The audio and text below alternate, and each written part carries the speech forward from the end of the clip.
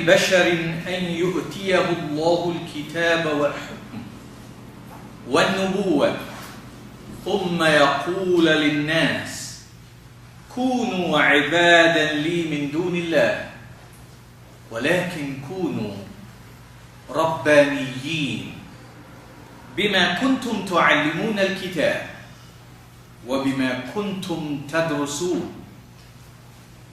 ولا يأمركم أن تتخذوا الملائكة أربابا أيأمركم بالكفر بعد إذ أنتم مسلمون. Esteemed sisters and brothers, our viewers and our listeners, Assalamu alaikum wa rahmatullahi wa barakatuh. We have once more made this very special effort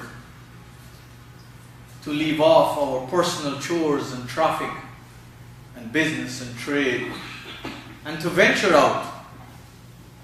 And as I've always said, this is not only an opportunity for me, but I hope we all recognize this is a very epoch-making opportunity for all of us to enrich ourselves with the analysis of divine texts. Over the last few weeks, I've been talking to myself and hopefully you too about the importance of not diluting divine guidance, about the importance of not allowing others to share in the divinity that is absolute to Allah. And I have said that this is something that is most important in the context of the Qur'an. The Qur'an takes it very serious about dilution or compromise or developing shareholders or partnership or peers with divine loftiness. Even the messengers of Allah, when we look through the pages of the Qur'an, the messengers of Allah, the prophets of Allah, people who have established themselves on the plateaus of divine guidance, no matter how lofty and excellent they were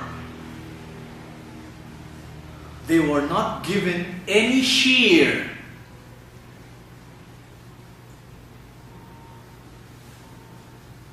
in divinity. They were not given a part of Allah. They were not called the sons of Allah or the daughters of Allah. If you look at the expression, they were called Anbiya'ullah. They were called Rusulullah. And you would always see the expressions in divine guidance as Kitabullah. Allah is supreme. And the supremacy of Allah has been the challenge par excellence that humanity in every age faces. Those human beings, those families, those communities that maintain an unadulterated sovereignty of Allah, those communities have been able to achieve the best that is ever possible in life for themselves, for their families, for their communities, their societies, and wherever they live. Those communities, those families, those individuals who have adulterated the sovereignty of Allah throughout the ages, the Qur'an teaches us about them, And history is evident.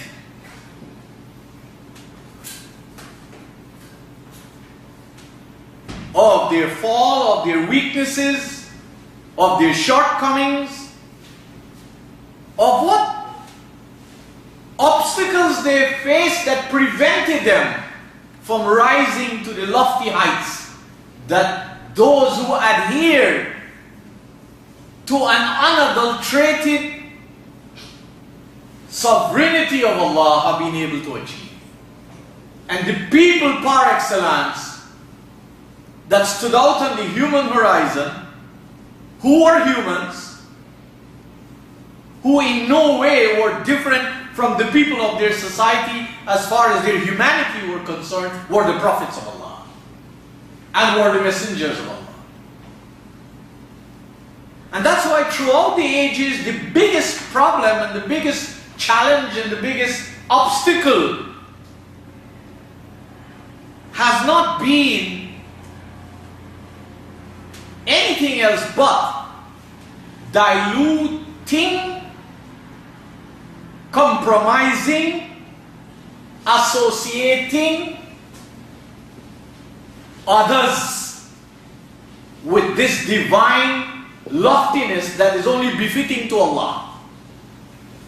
And you and I can sit down by ourselves and examine our own selves. We can examine our societies, we can examine the regions we have come from. We can look at our own problems as individuals, as families, as communities, as countries and as nations, if we want to look at that. The problems we are facing and we have faced and will continue to face has a direct relationship to the fact how much we have compromised divine guidance, how much we have diluted divine guidance. And I gave a very towering statement which was from the Qur'an, that Allah wants you and me to reject Taghut. Allah wants you and me to become proactive in our life, not to be passive, not to be dormant, not to be inactive, not to be people who are asleep and then somebody woke them up and they get up and they run a little and then they stop. Allah wants you and I to take the mantle of responsibility and do what? And reject human gods. The biggest challenge in society, you have no shortage of religion and you have no shortage of people speaking in the name of religion, to use that cliche. And if people are really following what religion is supposed to be in their estimation, that which came from God and which were brought by the prophets of God, then who is able to explain the predicament of the highest order that exists, especially in those nations that are in the forefront to demonstrate their religions? This by itself is a deterrent for people who have not yet come into the fold to say, well, if this is going to be my future, this is not very encouraging. So the Qur'an talks about us rejecting Taghut. And Taghut means every human force. Taghut is not some kind of ghost, or Taghut is not some kind of demon, or Taghut is not a mountain, or is not the star.